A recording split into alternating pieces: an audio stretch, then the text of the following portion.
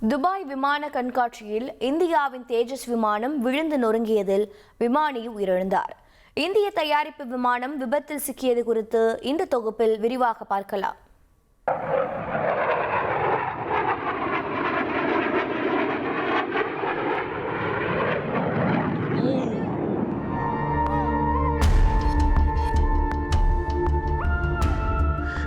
Dubai விமான கண்காட்சியில் வானில் சாகசம் செய்த தேஜஸ் விமானம் தரையில் விழுந்து வெடித்தது.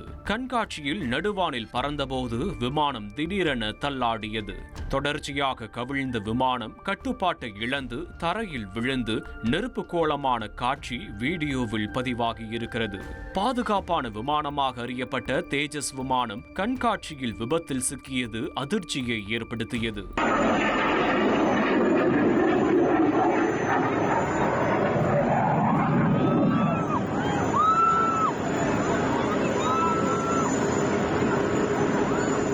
துபாய் அல் மக்டோன் விமான நிலையத்தில் சர்வதேச விமான கண்காட்சி 17ஆம் தேதி தொடங்கியது.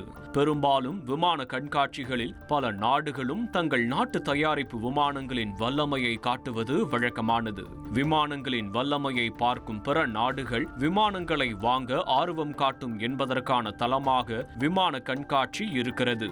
அந்த வகையில் துபாய் விமான கண்காட்சியிலும் பல நாடுகள் தரப்பில் தங்கள் உள்நாட்டு விமானங்கள் காட்சிப்படுத்தப்பட்டது. ரஷ்யா தரப்பில் சுகோய் 57 விமானம், அமெரிக்கா தரப்பில் F-35 விமானம், இந்தியா தரப்பில் உள்நாட்டிலேயே தயாரிக்கப்பட்ட தேஜஸ் விமானம் களமிறக்கப்பட்டது. தேஜஸ் விமானம் சிங்கப்பூர் விமான கண்காட்சி உட்பட சர்வதேச கண்காட்சியில் பங்கேற்று இருக்கிறது.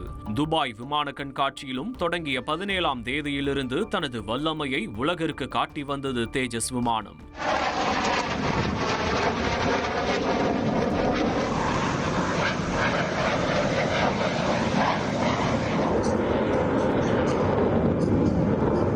இதற்கிடையே விமானத்தில் எண்ணெய் கசிவு என்று இணையத்தில் தகவல் பரப்பப்பட்டது. ஆனால் அவை பொய்யானது என மத்திய அரசு தரப்பில் விளக்கமளிக்கப்பட்டது. இந்த சர்ச்சை அடங்கிய வேளையில் கண்காட்சியின் கடைசி நாளில் வானில் சாகசம் செய்ய தொடங்கியது தேஜஸ் விமானம். உள்ளூர் நேரப்படி 2:10 மணியளவில் விமானம் மேலே எழும்பி சாகசத்தை மேற்கொண்ட போதுதான் விபத்தில் சிக்கியது.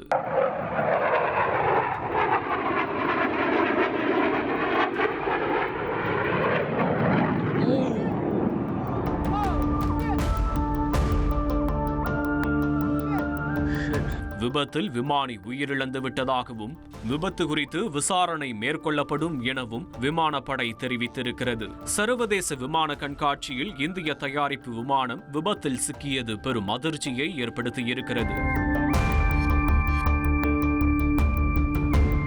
விபத்தில் சிக்கிய தேஜஸ் MK-1 விமானம் இந்தியாவை உலகின் போர் விமானங்கள் தயாரிக்கும் நாடுகள் பட்டியலில் சேர்த்த விமானமாகும். விமானம் உள்நாட்டில் தயாரிக்கப்பட்டாலும் விமானத்திற்கான என்ஜின் மட்டும் அமெரிக்காவிடம் வாங்கப்பட்டு வருகிறது. இலகுரக போர் விமானமான தேஜஸ் விமானங்களை ஹிந்துஸ்தான் ஏரோநாட்டிக்கல் லிமிடெட் நிறுவனம் தயாரித்து வருகிறது. இந்தியாவுக்கு பெரும் பெருமையை ஏற்படுத்தி கொடுத்த தேஜஸ் MK-1 விமானம் 4.5ஆம் தலைமுறை விமானமாகும். 1984இல் விமானம் தயாரிப்புக்கான திட்டம் தொடங்கி 2001இல் சோதனை ஓட்டத்தை தொடங்கியது. 2016ஆம் ஆண்டு இந்திய விமானப்படையில் முதல் முறையாக சேர்க்கப்பட்டது.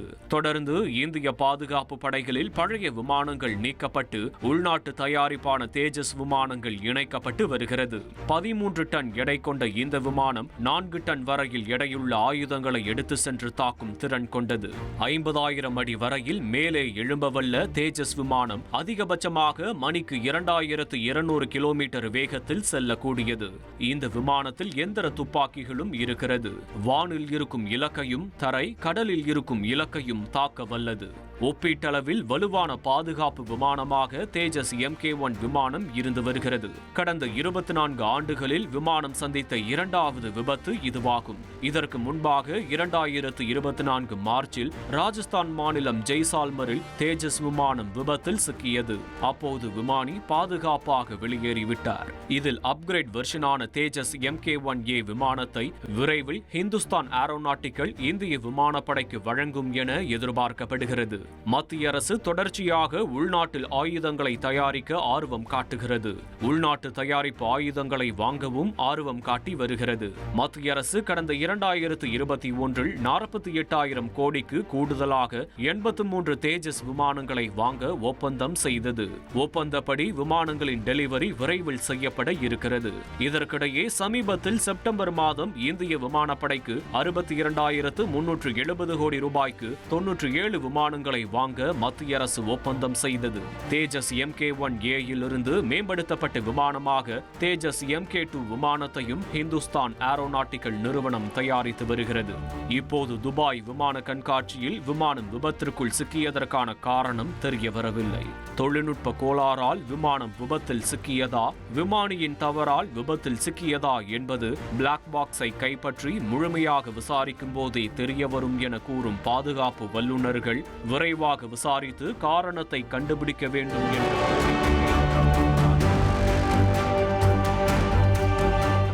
துபாய் வான் சாகசத்தில் உயிரிழந்த விங் கமாண்டர் நமன்ஷ் சியால் பார்வையாளர்கள் மத்தியில் விமானம் விழாமல் தனது உயிரையும் பொருட்படுத்தாமல் இயக்கியதாக நேரில் பார்த்த பார்வையாளர் உருக்கமாக தெரிவித்துள்ளார்.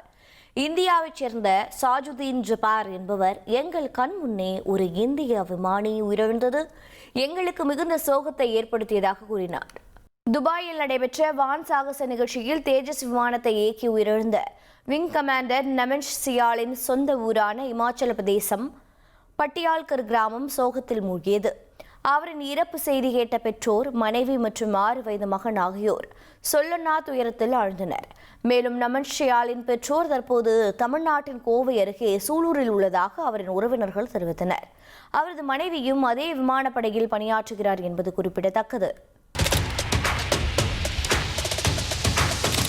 அதிமுக்கிய விவரங்களை அனைவருக்கும் புரிய வைக்கும் பாட்காஸ்ட். பொருளாதாரத்தை பல ட்ரில்லியன் ஆயுதங்களை கொள்முதல் செய்கிறது. சம்பவங்களை தேடி களத்திற்கே உங்களை அழைத்துச் செல்லும் ஸ்பாட்லைட். அங்க இருக்கக்கூடிய கள விவரங்கள் என்ன? இந்திய ராணுவம் கடந்த 5 வருஷமாவே சார் எனக்கு ரொம்ப பிடிக்கும் அவர் வர்றதுக்காக. எங்களுடைய நியாயமான கோரிக்கை.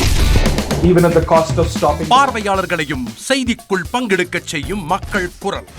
50 ரூபாய் எங்களுக்கு தண்ணிக்கு ஒரு தீர்வே இல்லைங்க. 10 வருஷமா எங்களுக்கு சரியான ஒரு விடிவு கிடைக்கவில்லை. 60,000 ஏக்கருக்கு தான் கேட்கிறோம். பிச்சை கேட்கறாங்க.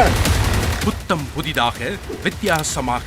சில இடங்கள்ல பாகிஸ்தான்லயே பாராட்ட வேண்டாம், ஆனால் அதற்கு இவளை கொச்சைப்படுத்த வேண்டாம் என்று நான் கேட்டுக்கொள்கிறேன். மதத்தால் இனத்தால் மக்களை எப்படியெல்லாம் பிளவுபடுத்த முடியுமோ அந்த பிளவிற்குண்டான ஆயுதமாக இந்த மாநாட்டை அவர்கள் பயன்படுத்த நினைக்கின்றார்கள். அரசியலிலிருந்து சினிமா தனித்து இயங்க முடியாது. அனைத்தும் உங்களுக்காக. எப்போதும் இணைந்திருங்கள் தந்தி டிவியுடன். இனி செல்லும் இடமெல்லாம் செய்தி. தந்தி டிவியின் வாட்ஸ்அப் சேனலை ஃபாலோ பண்ணினா செல்ல இருக்கும் இடமெல்லாம் செய்தி. இதோ QR கோட்.